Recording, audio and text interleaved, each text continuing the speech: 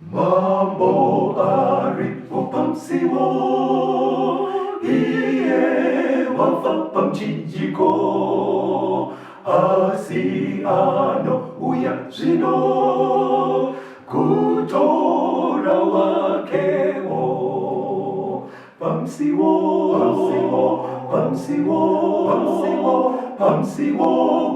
ulepo pamsiwo, Hallelujah, une ari pamsiwo. Kwaziwai vateereri, tinomuchingamidzai kuchirongwa The Second Coming of Christ chamunopiwa naPastor Gift Rhodzi vekuNorth Zimbabwe Conference of the Seventh-day Adventist Church pamwe chete navaCaston Betera, Assistant Publishing Director kuEast Zimbabwe Conference of the Seventh-day Adventist Church. Mustudio nhasi tina Elizabeth Chingwaru ari kutiisira into sign language. Vabetera kwazisai vateereri. Vateereri tinokuchingamidzai. Tinoda kutenda hurukuro yedu yatiinayo nhasi vateereri ine musoro wenyaya unoti rwisai kufamba nenzira nhete. Rwisai kufamba nenzira nhete. Regai tiverenge kunotangira nyaya yedu kuna Luka 13, tiverenge kubva pavhesi ya23 kuenda pa29. Tiverengere muranda washe. Luke chapter 13 verse 23 to 29. Mumwe akati kwaari, Ishe, vachazoponeswa vashoma here? Akati kwavari, irwai kupinda nesuo rakamanikana, nokuti vazhinji ndinoti kwamuri vachatsvaka kupinda asi havangagoni.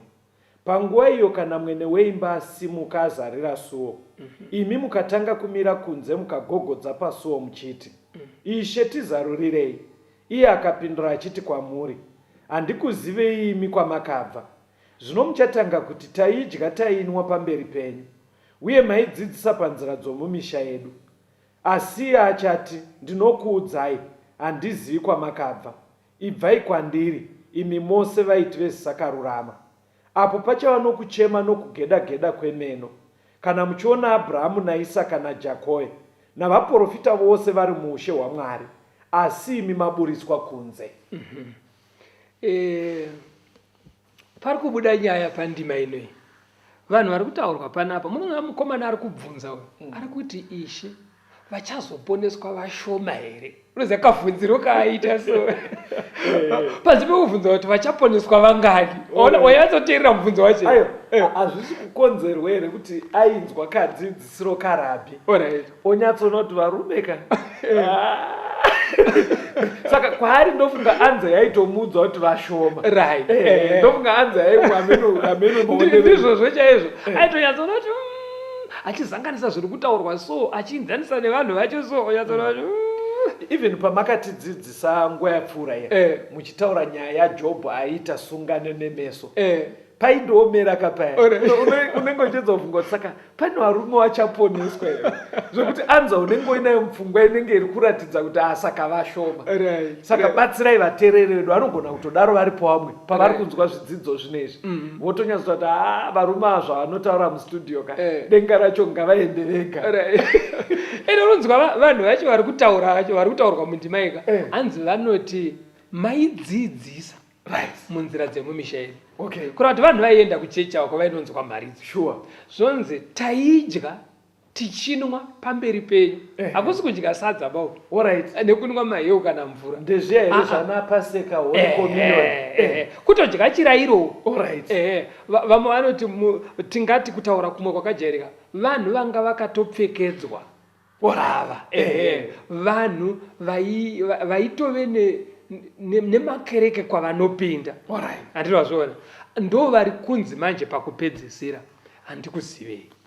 Chikonzero vakaramba kufamba nemunzira nhete pakunamata kwavo. Vakaramba kushingaira. Because Jesu ari kuti rwisai kufamba nenzira nhete nekunopinda nesuo duku rakamanikana. Saka zvinorevei? Inzwa vakorinde vekutanga 9 pa27. Vakorinde vekutanga chapter 9 verse 27. Asi ndinorwadzisa muviri wangu, ndichiuita muranda, kuti zvimwe ini ndamboparidzira vamwe, ndirege kuva wakarashwa ndimene. Right. Kunamata hakuzi kungoti zvadiwa nenyama fara mafariro ari kudiwa nenyama. Aiwa, kunamata kutozviita muranda. Vanhu unonzwa kana masvika ipapo maijebetera, unonzwa mama kuti chechi yenyu inoomesera vanhu imini. Chechi yakaoma ibibi. Kutoti munhu anofanira kurwadzisa miri. Unonzwa kuti hanzi yedu chechi inobvumira zvese. Saka pavanenge vaiti kuomesera vanenge vachireva zvinhu zvipi? Kuti vanobva vati yedu inobvumira zvese isu. Doro, fodya, unobarika, unoita kuchechi musi waunoda, ungabva waregera kuenda kubasa nenyaya yechechi. Chechi haitenge chingwa ndozvavanenge vaitaura izvozvo. Saka vanobva vati kana waona kuti kubasa kwauri kupinda unodiwa kuenda iko kumusi weSabata raMwari remuBhaibheri, vanobva vati haungasiye mhuri ichifa nenzara. Iye Mwari anonzwisisa. But hazvikonzerwe here nepfungwa yekuti pamwe munhu anenge asiri kunyaziva kuti nyaya yechinamato yakananga kuti svitsa pasecond coming of Christ. That's right. Hakuseri kwekuti chinamato chiya chinechi chingotenderera pane zvazvino. Because kana iri theme yatinayo muno mustudio nemuaterere ndofunga muri kutondera, tiri kupa zvidzidzo zvinotibatsira kuti Kristu achiuya kechipiri tigone kuponeseka. That's right. Saka kunamata kwedu hakuzi kwekurerukirwa muupenyu huno uri right ipapo. Saka vanhu havadi kuomeserwa. Chechi yakaoma inoomesera vanhu. Hakusiko. Saka pakunamata haisi chechi inofanira kuomesa kana kurerutsa. Asi Mwari anofanira kutaura kanamatirwo kaanoda. Kana kanamatirwo kari kudiwa naMwari kakuomesera panyama, chiita nyama yako muranda uchifadza Mwari. Ndokufamba nenzira nete. Saka pamandiverengesa paya pana vaKorinde, panzi ndinorwadzisa miri kuti zvimwe ndamboparidzira vamwe ndirege kuwakarasha. Haisi utoreva vanomboparidza kana vanotombopinda mustudio sezvataita izvi, kana vatori vatungamiri vemachechi. That's right. Iri utoreva iko kuti watungamira iwe, asi pakunorwadziwa apa hausi kuda. Uri kuda bedzi kuti ufambe nenzira yakapamhama, uchengetedze comfort yako pakunamata. Namata uchifara wakasungunuka. Kunamata isi haufaniri kubva wabva warwadziwa stereki. Ndokarisi ndinokanoita wafana iko. Kana vachitsanangura pfungwa yavanonyanza mhanza. Kurwadza kwacho kusati kwatombobvunzwa anobva unyanidza zvokuti unotofunga kuti chiko zvekuti ari kuteedzera zvodiwa naMwari anobva asiririsa. Ngatipindei munzira nete vateereri. Saka ndo chekutanga. Handei pane chechipiri, kana zvichitaurwa panyaya yekufamba nenzira nete, pane chimwe chinhu chakaoma pavatendi chiri kuomera maKristu. Rega tinzwe kuna Mateo 6, Matthew chapter 6 pavhesi ya14 na15. Mutikanganwirei mhosva dzedu sezvatinokanganwirawo vane mhosva nesu. Nekuti kana muchikanganwira vanhu kudarika kwavo, Baba venyu kudenga vachakukanganwira iwo. Asi kana musingakanganwire vanhu kudarika kwavo, Baba venyu havangakukanganwireiwo kudarika kwenyu. Now, kana paine chimwe chinhu chinoomera chero vanoenda kuchechi, kuregerera vamwe papo. Saka kana shoko richiti rwisai kupinda munzira nhete, Bhaibheri resa pachena kuti kana usingaregerere akakutadzira, Mwari haagone kukuregererawo. Nekuti chiyero chaunoshandisa kuregerera vamwe ndo chaunoshandisirwawo iwewe naMwari. Kana uine munhu usingagone kuregerera, zvisine nekuti akakutadzira chii, Mwari haagone kukuregererawo pane zvawakatadza. Aiwa, vanhu vanoda kuregerera pastor. Kungoti vanhu vacho vanenge vatadzaka ndo vanenge vasiriwo serious nesori yacho. Unotonyatsoona kuti ari kungoita kuti zvingomubva. Mira unzwe kuri kuinda chidzidzo chedu nevasiri serious vacho kana kuti vasingati sorry. But imbobata pana Mateo 5 unzwe pa 23 verse 23 na 24. Naizvozvo kana iwe uchiuya nechipo chako paatari, ukarangarira ipapo kuti hama yako ine mhosva newe, usiye chipo chako ipapo pamberi peatari, uende umbonoyanana nehama yako, ugozouya woisa chipo chako. Right. Panapa pari kunzi neshoko raMwari, kana wafunga kunamata, usati wauya kuzonamata, kuti uzoti Mwari ndiregererewo pane chakati nechakati chandakatadza ndigamuchirewo ndive mwana wenyu. Hanzi unotanga waenda kuhama dzawakatadzirana nadzo wonoyanana navo, mayanana wochizouya kuna Mwari. Zvino vanhu vazhinji vanojamba danho rekutanga, vanotanga nekungouya kuna Mwari. Iye Mwari achiti yananai first kumamisha uko, kumaraini kwamunogara, kumabasa kwamuri uko, nemukati medzinza renyu, endai munoyanana mozouya kuzonamata. Rega unzwe chinotaurwa pana vaRoma 3. Ndiri kuona uri kubva wabata rishaya vetera. vaRoma 3:23. Romans chapter 3 verse 23. Nokuti vose vakatadza vakasasvika pakubwinya kwaMwari.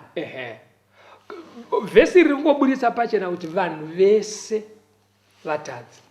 Kureva kuti ini ndiri mutadzi betera, newe uri mutadzi, tese tiri vatadzi. Vanhu vari kunzi vatadzi kava vanosanganisira nevakatadzirwa. Hazviri kuti kana uina akutadziraka iwe hausisiri mutadzi. Tiri kutika panapa pari kunzi regererai vakakutadzirai. Handitika ini ndina akanditadzira. Handiti mazvona. Saka kana iwe betera wanditadzira, hazviri kuti ini handisiri mutadzi kuna Mwari. Ndinoramba ndiri mutadzi kunyange iwe wanditadzira. Saka Mwari ari kuti ndisati ndaenda kunoti Mwari sorry pane zvandakakutadzirai, ndofanira kutanga ndaregererana newe. Nyaya dzacho tikangodzipira kuna Mwari kuchechi kuti Mwari muri kungoona zvazviri kuita, iye Mwari manje ndiye ari kuti enda uko zvandiri kuda ndezvizvo. Unoziva kuti toti iwo wazvimizira kuita mupurisa, woudzwa manje kuti kana tiri kunokoka ukange uchitaura nemukuru kwauri unoita saluti wakadaiwo, iwo wotanga kuti ko ndikangozvidaro nechemumwoyo but ndisina kudairwa uko uri kuita naro. Ameno kuti vanokuita sei? Ulimbobvunza mapurisa kumarairi kuti kana ukadaro kurega kusaruta unoitwa sei? Pfungwa yandiri kuonaka kana kuri kuti Mwari ari kuramba kuti tiuye kwaari tisati agadzisa nyaya, zvazvinoreva ndezvekuti dai kuri kwekuti vateereri vari kunzwa chidzidzo ichi vese ka1 sezvatiri kutaura dai, zvazvinoreva ndezvekuti kunogona kutomboita muswero wese kusinaenda kuchechi. Vanhu vachinoyanana ikoko manje kana vatodaroka kune kuri kutonamata. Because paunosumuka pamba kuti ndoda kunoyanana ningi, Mwari ari kutokuvereka semunamata. Watokunda angosumuka achizadza machechi nyaya iyi tisina kuigadzirisa. Inzwa kuna James 2. James chapter 2 verse ya 10 kuenda pa12. Inotiyo nekuti munhu unochengeta mirayiro wose akagumburwa nechinhu chimwe chete wava nemhosva kune zvose. Nokuti iye wakati usaite upombwe ndiyewo wakati usauraye. Zvino kana usingaite upombwe asi uchiuraya wava mudariki wemurayiro. Taurai uye itai sevanhu vanozotongwa nemurayiro wokusunungura. Mirayiro yaMwari 10 ndizvoka. Saka pane vanhu 2 apa. Iwewe Caston wachikora 1 pa10, inini ndachikora 5. Pamberi paMwari ndiri mutadzi, ndizvozvo newewo futi uri mutadzi. Handivazvona. Iwewe hauitwe mutsvene nekuti unotadza zvishoma. Ndo zviri kutsanangurwa naJames. Mapabata. Ende haugone kuenda pamberi paMwari uchinoti honai zvandaitwa namukoma Rhodzi. Unoti ndiregererei pachunhu 1 chandakakutadzirai Mwari. Handiti wapabata. Hauzoite right ndaini ndine zvandakutadzira. Osaka ndichitenda pamberi paMwari ndagarawo ndiri mutadzi. Handite wakarurama nekuti manditadzira. Iyi ndeimwe iyi yatofanira kugadzirisana isusu. Handiti wazvona kwakuzonogadzirisa kuna Mwari. Saka Mwari ari kuti musati mauya kwandiri gadzirisana ikoko. Wouya but inzwa panyaya yekuregerera kuti Mwari Bhaibheri rinoti chi kuna vaEfeso 4 verse ya 26. Ephesians chapter 4 verse 26. Tsamwai musingatadzi, zuva ngarirege kuvira muchakatsama. Andiri kuona. Mirai. Tsamwai musingatadzi, zuva ngarirege kuvira muchakatsama. Tsamwa asi kutsamwa kwako ngakurege kuzopedzera kwaachitema kuna Mwari. Alright. unotsamwa ndakutsamwisa. Ehe. Asi kutsamwisa kwandakuita kunozoita chitema kana zvaita sei. Kana watendera zuva kuvira, wonomuka mangwana uchakangonditsamwira, chaachitema kuna Mwari. BP yakwira. Chaachitema. Zvino vamwe manjeka Eh. ukanzwa achitaura asikana mumisha umo anenge achirondedzera zvaakaitwa naamwene vakeka aine nhumbu yefirst born yake iri musecond yekuyunivhesiti. Alright. Iro bhaibheri riri kuti musavidze zuva makagumbuka ka. Iye atone 17 19 years akatsamwira vamwe vedu. Yeah. Uri kupabata asi kuchechi anoenda akatopfeka anodya chidyo. Ndo vari kunzi vaya kuna Ruka vachati ivo maiparidza pamberi pedu.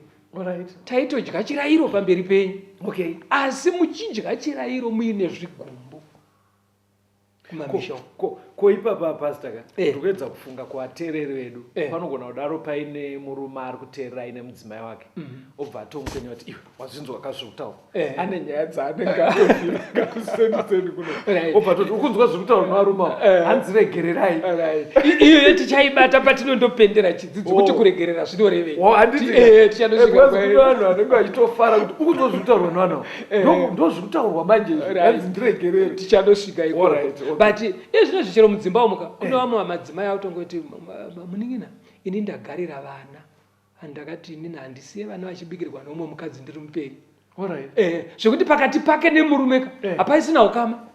Ndozovaita kuti baba pamwoyo pangu chaipo apa ndakatora rabha ndikadzima so dzima chaiko ndakanowacha ndikayanika panze vasina kana ro ndakabhisa baba aikuremba matara zvavanotaura. aikazi Ndoda kubvunza pastor. Bhaibheri pariri kuti zuva ngarirege kuvira muchakatsamwa riri kutorevesa here kuti kuvira kwezuva chaiko kwenu aikazi kana kuti kakungotaura bedzi kekungokurudzirawo riri kutoreva here kuti mukavhiringana kuseni make sure kuti paunosvikawo kuseni kwamangwana chigumbu chiya chapera mayanana ndozvariri kutoreva. ndozvariri kutoreva because asi kana usinganamati kusvika mangwana usingazoende kuna Mwari kunonama because Mwari ari kuti usati wauya uzondinamata yanana neuyu enda patotariswa namata everyday. Saka Mwari anogona kushamisika kuseni ndakufuma ndichitaura naye iwe usina kuyanana manje nemubi yako Alright. handiti wapabataka. Yeah. Iniwe vateereri regai timbonzwa kambo tigodzoka toenda pamberi nehurukuro yedu. Troublesome times are here, healing makes heart sweet, sweet. Freedom we hold in, now is at stake. Humbling your hearts to God, set from the chastening road, seeking the way, pilgrims, Christians away. Jesus is coming soon, morning or night or noon. Many will meet their doom. Trumpet to sound, all of the dead shall rise. Nations meet in the sky, going where no one dies, heavenward bounds. Tinomuchingamidzai vateereri tiri kuenderera mberi nehurukuro yedu yatiri kutaura pamusoro pekushingaira kufamba nenzira nhete kana kupinda nesuo duku. Shingairai, rwisai kufamba nenzira nhete pakunamata panoda kuzvirwadzisa kuzviomesera. Regai tiri kutaura muchikamu chapfuura taitaura pamusoro penyaya yekuregerera. Ndo imwe nyaya iri kunetsa pakati pevatendi. Regai tiende kuna mapisarema 86 vhesi ya5 nevhesi 15. Psalms 86 verse 5 and verse 15. Nokuti mishe makanaka munofarira kukanganira. Mune ngoni zhinji kune vose vanodana kwamuri. Verse 15. Right. Asi mishe muri Mwari une tsitsi nenyasha. Hamukurumidzi kutsamwa. Mune ngoni zhinji nezvokwadi. Right. Panapa pari kuburitsa kuti Mwari ane ngoni dzakawanda. Ane moyo murefu. Anononoka kutsamwa. Anoregerera. Saka ukaona wagona kuregerera, zviri kureva kuti watora danho kuswedera pakufanana naMwari. Ndosaka kuregerera kwakakosha. Ndosaka muchaona kuti mhurukuro yeduka yekufamba nenzira nhete tichanyanya kutsokodzera panyaya yekuregerera.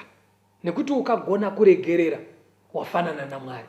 Reka tinzwe Luka 17 vhesi ya 3 na 4. Luke 17 verse 3 na 4. Chenjerai, kana hama yako ikatadza umurayire, kana akatendeuka umukanganwire. Kunyange akakutadzira kanomwe nezuva rimwe, akadzokera kwauri kanomwe achiti ndatendeuka, umukanganwire. Ona ndo iye wambe ngochivhunza yeye kuti mukoma ko munhu asiri serious. Because ukaona munhu akudzoka kwauri 7 times in a day achikongoti sorry. Ari serious here Ndoba ndanchibvunza. Anditozvona. Saka Bible riri kuti iwewe haugone kuverenga pamoyo.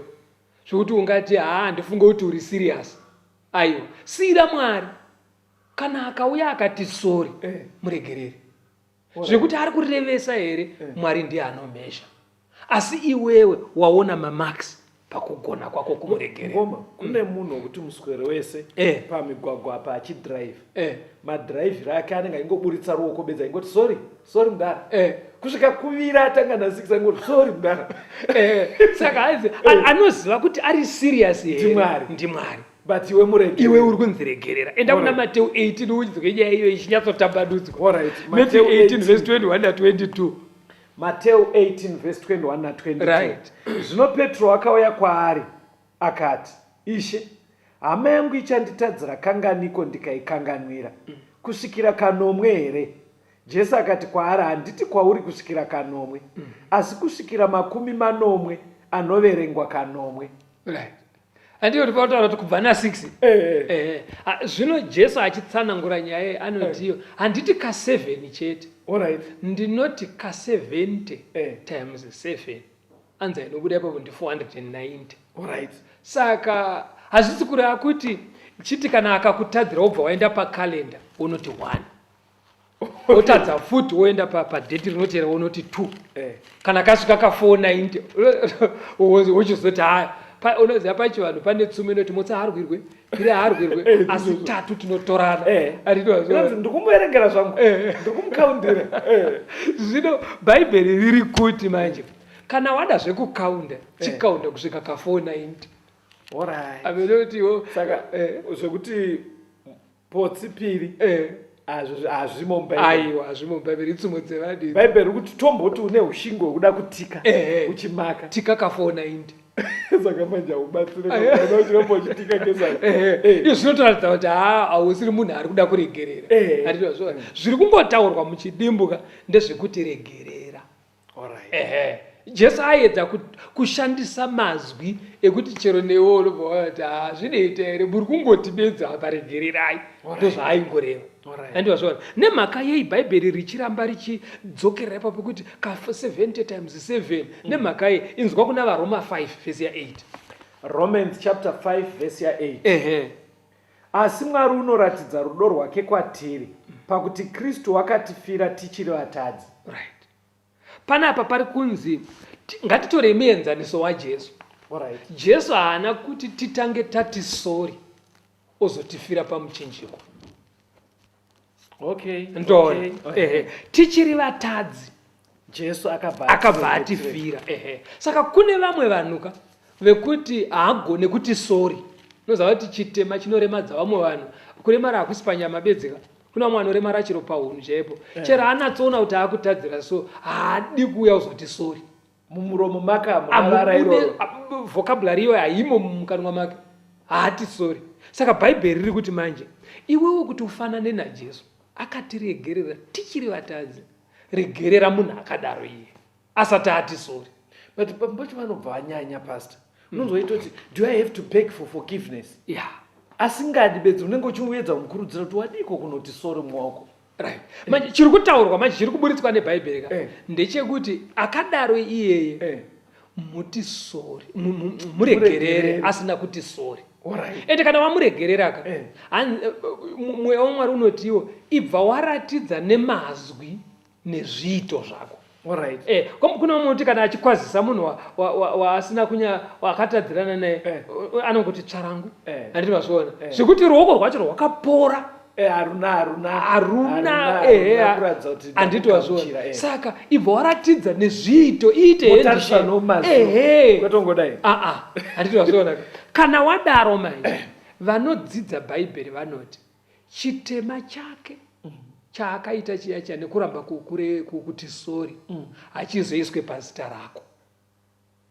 mukuti iwero Vanotsanangura vachiti kana munhu akakutadzira orega kuti sori iwe orega kumuregerera iye newe toti iwe hauna kumbonoba handitika asi ndiyakubira iye newe manje pamazita enyu panonyorwa chitema 1 ichocho chawaitirwa neuyauya. alright ndo chakukonzeresa kubva pamberi paMwari. alright Saka iwewe manje kana usingadi kutongerwa kutadza kwouya akutadzira muregerere. andibira andaumuregerera Right. pazita rangu panonyorwawo kunzi inini Caston ndazotadzira Mwari pakusamuregerera nengari yekuba Right. paka achinzo iye imbavha. Right. Saka pangu panonyorwa futi yeumbavha iye umbavha ihoko because ndo yanditadzisa ndo yakutadzisa weyoyo. alright Saka iwewe regerera ndokuti usungunuke pamberi paMwari. alright Atinzwe manje matano ekuregerera nawo Mateo 18 verse 15 kuenda pa17 inoti kudi Matthew chapter 18 verse 15 to 17. right. Kana hama yako yakutadzira enda umuudze mhosva yake iwe naiye muri moga kana akakunzwa wadzora hama yako Right. asi kana asinganzwi tora mumwe kana vaviri newe kuti mashoko ose asimbiswe nemiromo yezvapupu 2 kana 3 kana asingavanzwi uudze ungano kana asinganzwawo ungano ngave kwauri semuhedhe nemufarisi. Right. Saka panapa pari kana watadzirwa nemunhu aikona kufamba uchitaura ndingakazonditi chakati zvinotokuwedzera shungu zvinowedzera bitterness pamoyo pako. Zviri kunzi enda kwahama yakutadzira ende mudedze neunyoro mutaurirane zvine kuremekedzana mukati. Ukataura nehasha wakakwidza izwi iye anobva akwidzawo rake. Alright. Panze pekuti ati sori anenge akuti kana anotukawo saka hamuyanani. But ukanyatsotaura nemuyo wekuzvininipisa Jesu haana kuuya achiita hasha paakauya kuzotiregerera. Okay. Aiwa akauya neunyoro nekunyengetedza ndo zvinodiwawo matiri isusu kuti tifanane naMwari. Pastor, Bible riri kuti here inini nyakutadzirwa ndini ndoenda inini wacho abayiwa ndindoenda futi. Kana uyo akutadzira asiri kuuya kuzotaya musori iwewe uri kunzi enda kwaari. But hamusikuona here kuti ndikubva ndanyatsochipa futi ini ndiri ndatadzirwa. Hamusikuona here kuti kune kakujaidza munhu mira unzwe panaruka 22 panyaya iyoyo pa50 na 51. Alright. Luke chapter 22 50 na 51 50 and 51. right. Ipapo mumwe wavo akatema muranda womuprista mukuru akamugura nzeve yerudyi. Jesu akapindura akati regai zvaringana. Akabata nzeve yake akamuporesa. Right. Vanhu havanga vauya kuzobata Jesu imbavha dzakadzahaiwa idzi nevaprista vekuchechi kunobata Jesu. Vasvika Peter ndobva zvake zvadzoka zvekare. Aive murwi anoratidza kuti anga ari murwi because pamhomho yese anofomora banga rake obva arova muzukuru womuprista mukuru nzeve chibva yati pasi patara. Saka Jesu ndiye auya kuzobatwa handiti wapaonaka. Saka Jesu anoita se anonhonga nzeve iyaiya oidzorera panzvimbo payo pobva papora zvapaa pakangoita pasati pachekwa apa ropa rakazara pahembeka. Ndikuedza kutoimagina kuti haisenge yatozara mavhu here nzeve but akaidzorera handiti wazvaonaka. Saka iwe uri kuona manje tiri kutarisa iwe watadzirwa manje saka uri kuti hazvisi kuti unobva wayaiyawo here pasita unobva wayaya. Chimbotarisa Jesu iwo atadzirwa vanhu mhomho yauya iye haana mhosva angachiporesa hama dzavo mustreet vamuvinga kuzomubata otora nzeve odzosera. Vateereri chikuita kuti ndibvunze nyaya iyi pane kutaurika kwakawanda kwekuti unonzwa vanhu vaita kuti kunamata hakusi kupusa. Musafunga kuti ndapusa zvandakuenda kuchechi. Kunamata hakusi kupusa.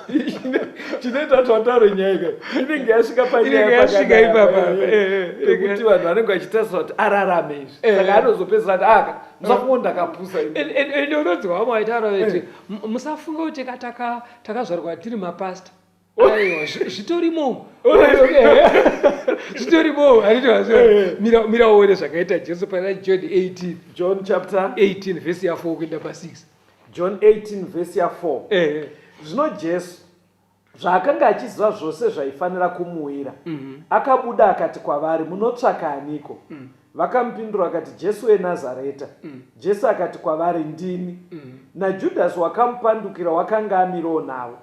Zvino akati areva kwavari achiti ndini, vakasudurukira shure vakawira pasi. Andiri kuona Jesu angoti ndini wamuri kutsvaka ka vakavhunduka ndobva vadona. Right. Jesu aive nesimba rekuti varambe vakadona otoenda hake kwaanoda achisiya vakadona but akavarega vachimuka.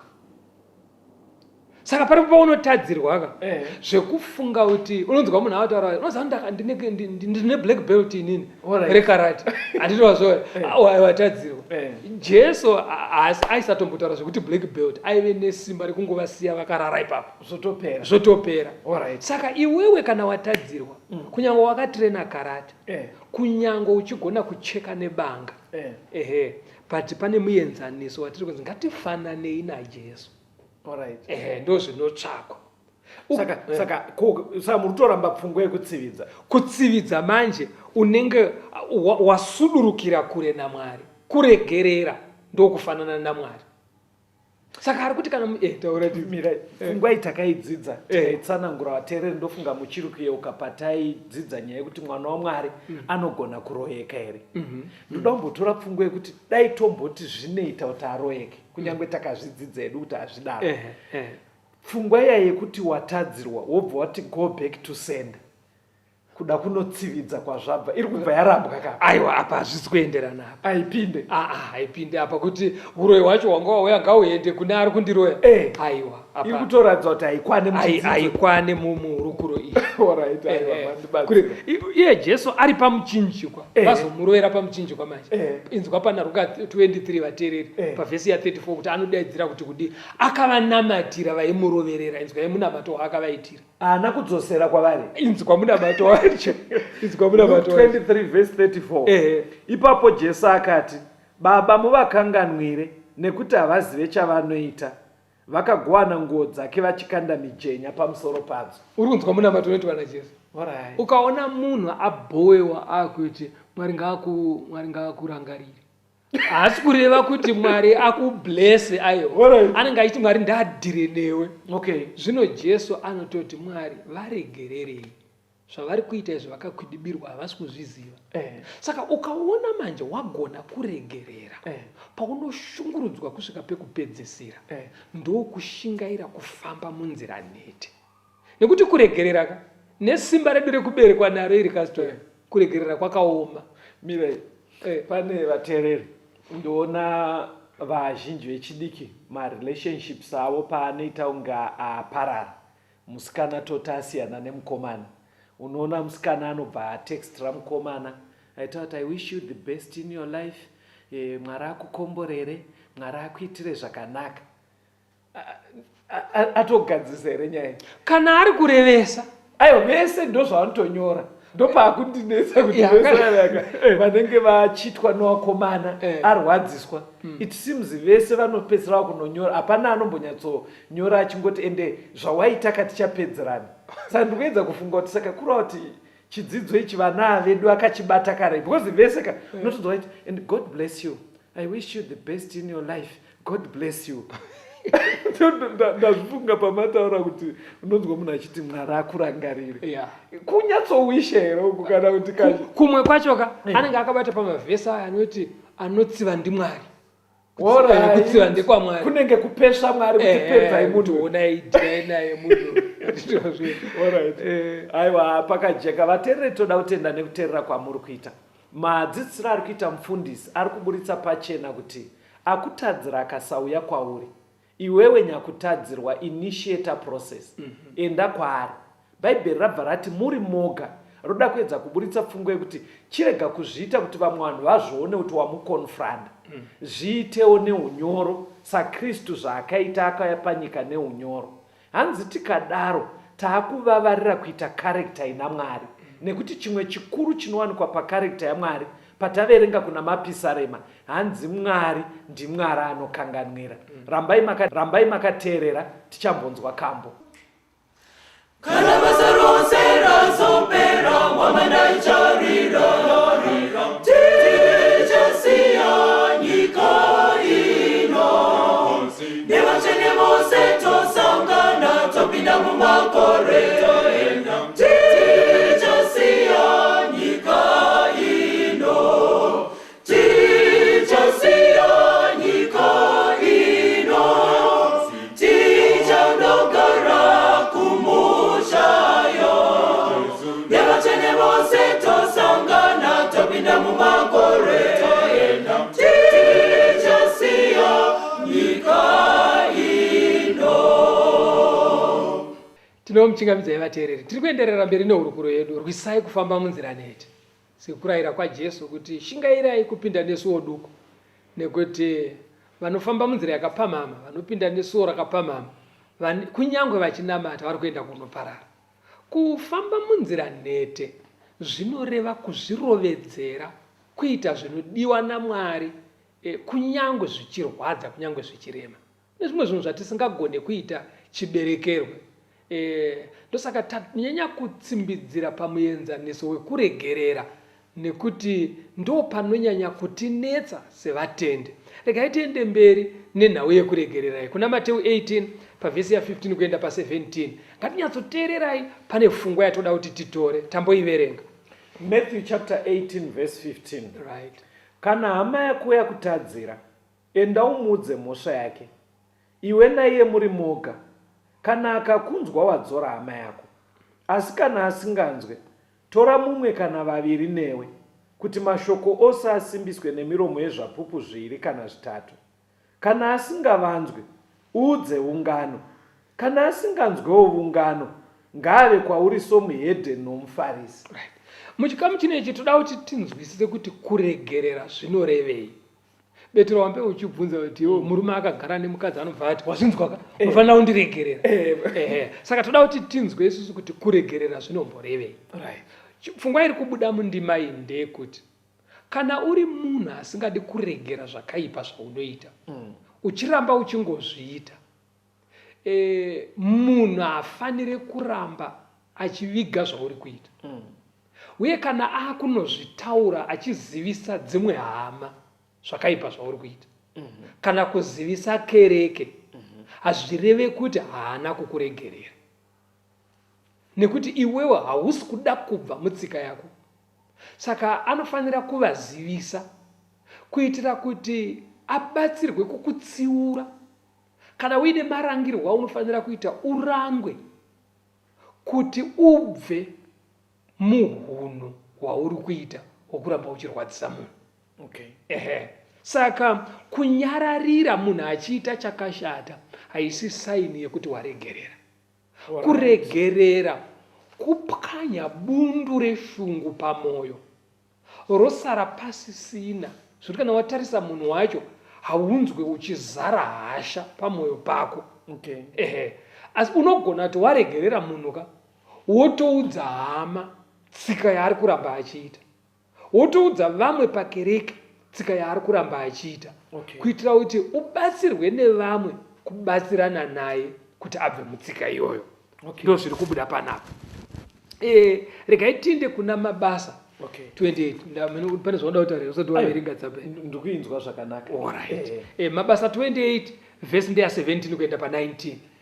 Acts of the Apostles 28 verse 17 to 19.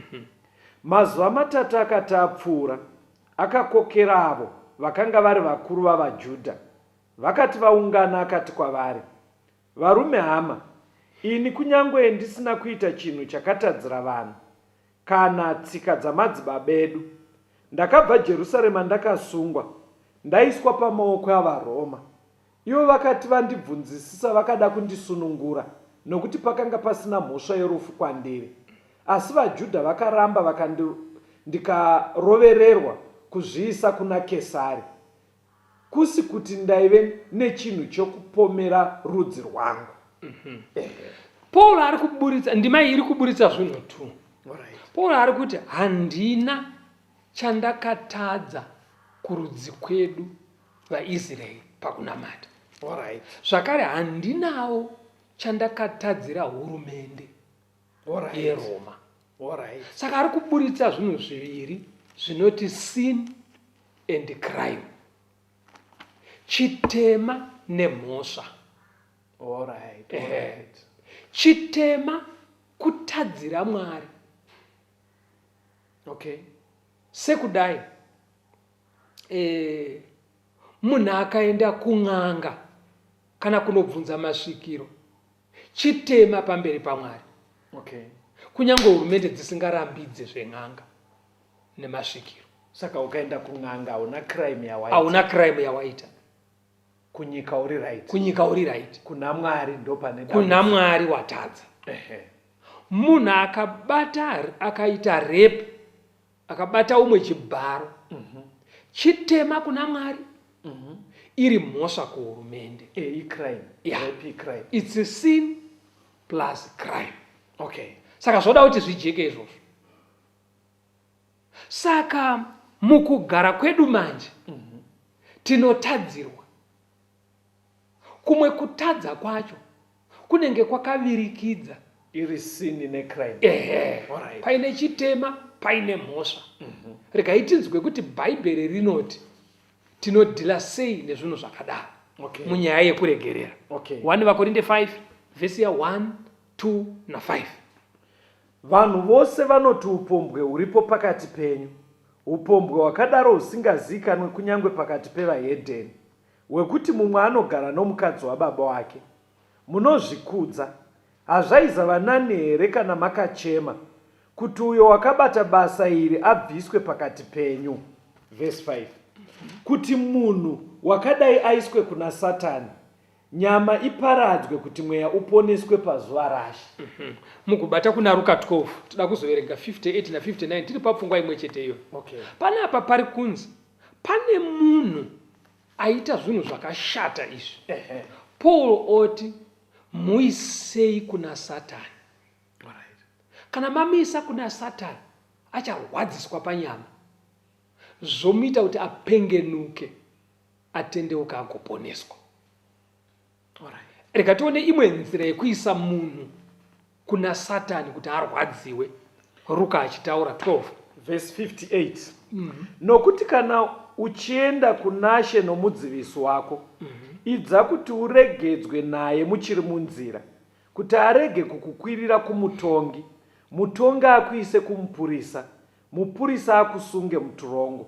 Ndinoti kwauri, haungatongobudimo usati waripa kamari kekupedzisira. Luka ari kuisawo pachena kuti kune mhosva dzinoendeswa kumapurisa, munhu oenda mujeri ozobuda kurangwa kwake kwapera. Saka tikabatanidza ndima mbiri idzi dziri kuti idzo, kune vamwe vanhu vane hunhu, vane tsika dzekuti zvavanoita zvinotoda kuti vaiswe mumaoko aSatani. Zvinoda kuti vatorerwe matanho anoita kuti varwadziwe panyama. Okay. Rega ndipe muenzaniso. Kune vanhu vane tsika dzekubata vanhu chibharo. Vamwe vanobata vasikana vanovashandira mudzimba. Vanobata vana kana vana vehama kana dzimwe hama vachizibata chibharo zvekuti mumaraini vanenge vachitozikanwa kunzi mukomana itsika yavo. Zvakutozikamwa. Saka Bhaibheri riri kuti munhu akadaro mukaramba muchisiya achiita hunhu hwakadaro anokanganisa vanhu vakawanda. Imimi muchiti muri kuzviita in the name yekuregerera. Saka zviri kunzi munhu akadaro mutorerei matanho, because kutadza kwake kuri kuzanganisa chitema nemhosva necrime. Endesai kumapurisa, asungwe ari kubhinya vanhu, aende kujeri. Manje vanhu vakadaroka, example yamapa ndainzwa vanhu vakawanda havasi kudaro. Vanenge vachiti abhinywa wacho iye anobva azozikanwa. Right. saka vanozongopedzisira vosiya nyaya dzakadai. ndingoreva pamuenzaniso wamapo. Alright, iyoyo tiri kuuya pairi Alright. panyaya yekuzivikanwa nekusazivikanwa kana wabhinywa. Alright. Tiri kuenda kwairi. Alright. Asi zviri kubuda pachena panapa ndezvekudaiwo. Mukanomhangarira munhu ari kubhinya vana muraino akasungwa machengetedza vamwe vana vasati vabhinywa. Alright. Ndo number 1. Number 2, iye paanoenda kujeri zvinondomurwadza, anowana mukana wekuti atendeuke nekurwadziwa ikoko. Saka mabatsira napaviri. Alright. paaenda uko onoreforma.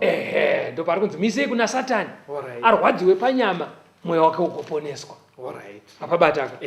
Right. Saka hatiendei kuna Samueri wechipiri 13 vhesi ya18 na19. 2 Samuel chapter 13 verse 18 na 19. Tidzoke pafungwa yawataura yekuti kana munhu abatwa chibharo. Inotiyo zvino iye wakanga aine nguo yakareba ine mavoko nekuti vakunda vamambo vaive mhandara vaifuka nguo dzakadai. Muranda wake akamuburisa akakiya mukova abva. Zvino Tamari akaisa madota pamusoro wake akabvarura nguo yake yakareba ina maoko akabata ruoko rwake pamusoro pake akaenda achichema. Now pane hembe dzaipfekwa nevanasikana vamambo vanenge vachiri mhandara.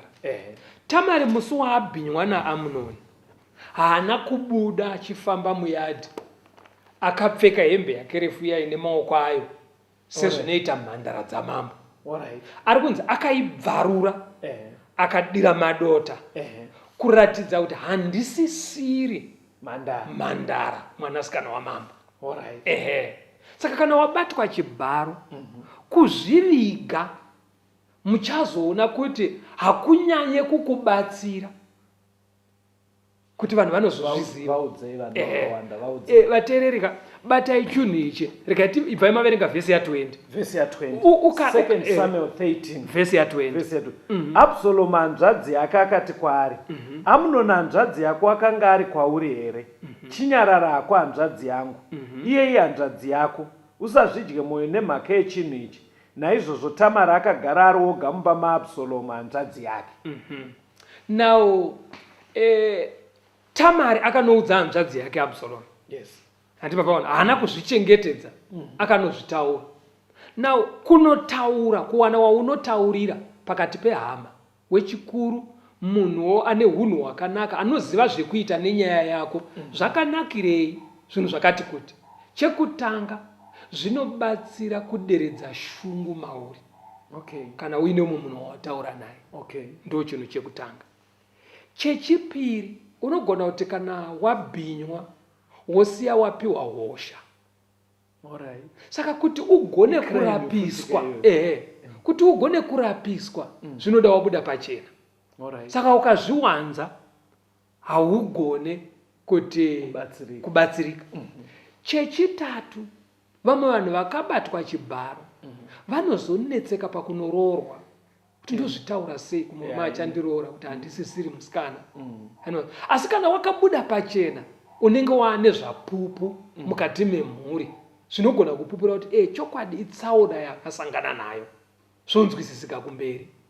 Chekupedzisira unobatsirawo vamwe vangangogona kukanganiswa nemunhu ane hunhu hwakadaro. Paanosungwa unenge watobatsira kudzivirira zvisizvo.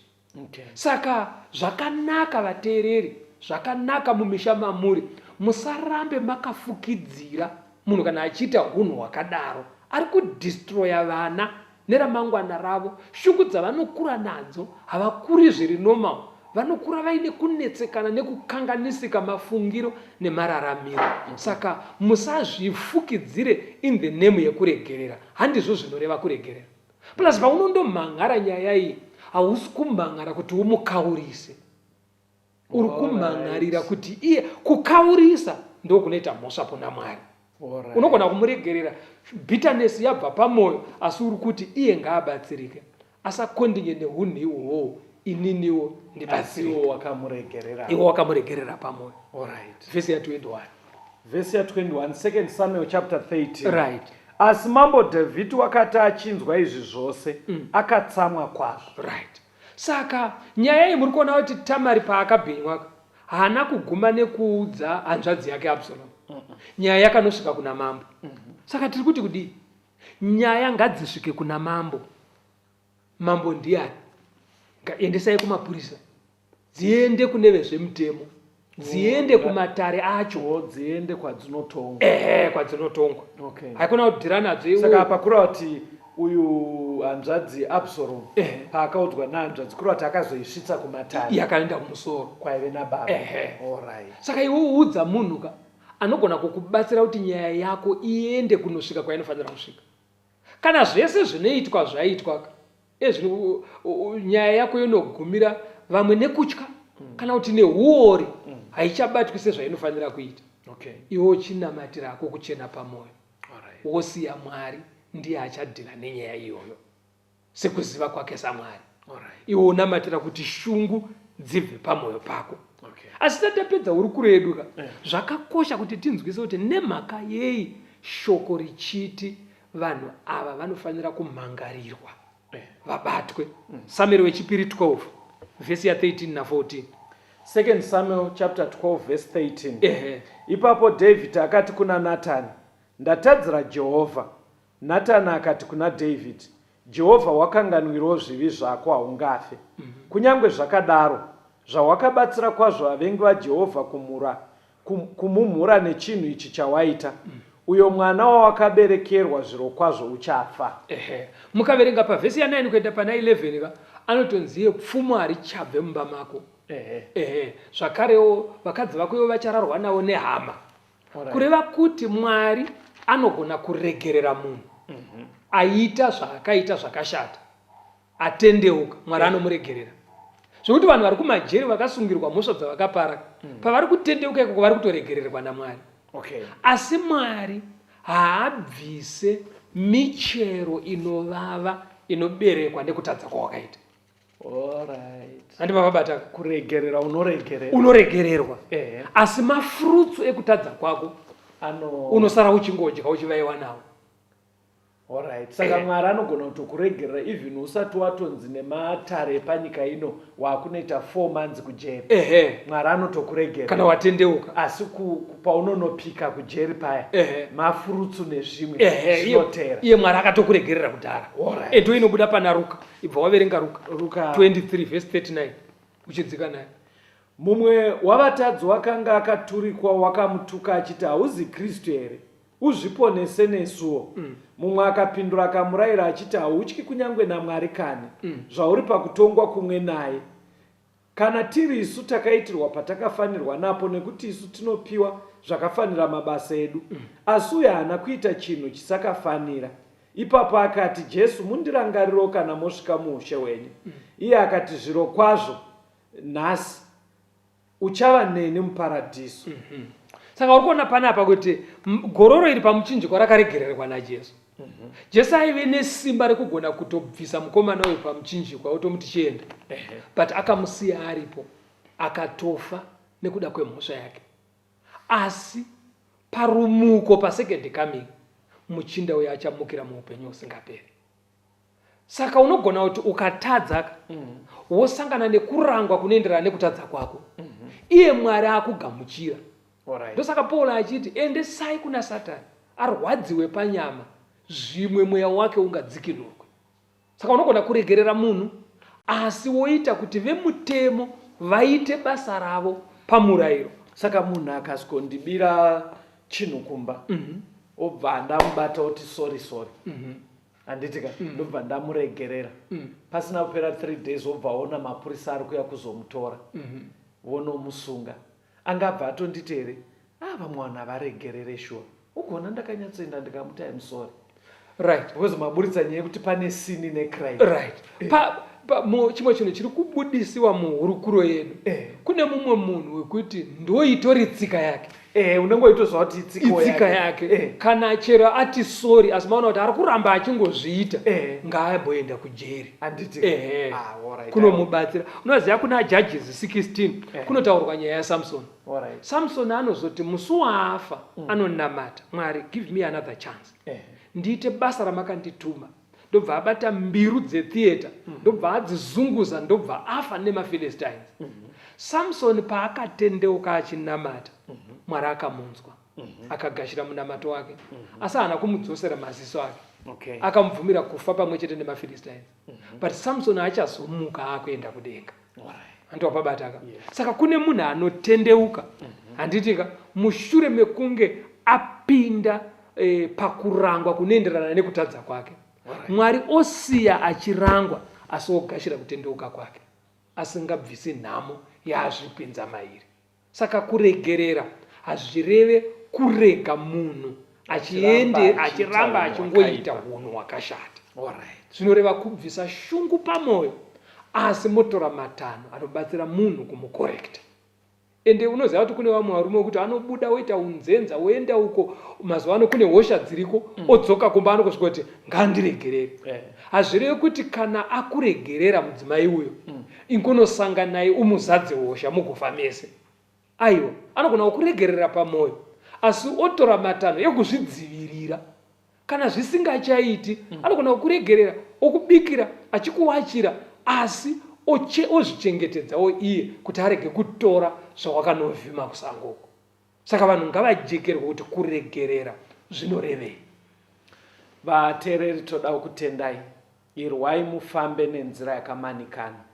Ngatigonei kuregerera ndokuti kunamata kwedu kugashirike pamberi paMwari.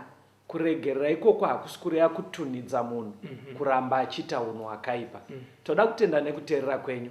Pastor ipai vateereri vedu nhare vanogona kudaro paino ane mubvunzo. Tinotenda vateereri, mukange maita mibvunzo kwamuri ikoko, hama dzigere pedyo nemi vanopinda sangano rama-Seventh Day Adventist, munogona kuenda kwavari, vanoziva kuti vanokubatsirai sei, kana kwekuenda nemi kuti munobatsirika. Kana kuti munogona kufona kana kutumira mameseji kunhare dzinotevera 0775 460 175 0775 460 175 kana kuti 0716 452 086 0716 452 086. Tinotenda nekuve nesu muchirongwa. Tisangane zvakare muchikamu chinotevera. Mwari akukomborerei. Tenzende tungamirwe mukati mezviedzo mananda andibata ndimwino dombo ndiwigende ndimwimo tungamirwe tenzende tungamirwe semana onyaradzwa unganyara nyanza mananda anomunzwa kana matinyarara emwe tenzi wenyanza tenzini tungamire apo ndasvika nyanza mananda ondichisa andichienda zororo ndotsamira kune mwinga andinzwe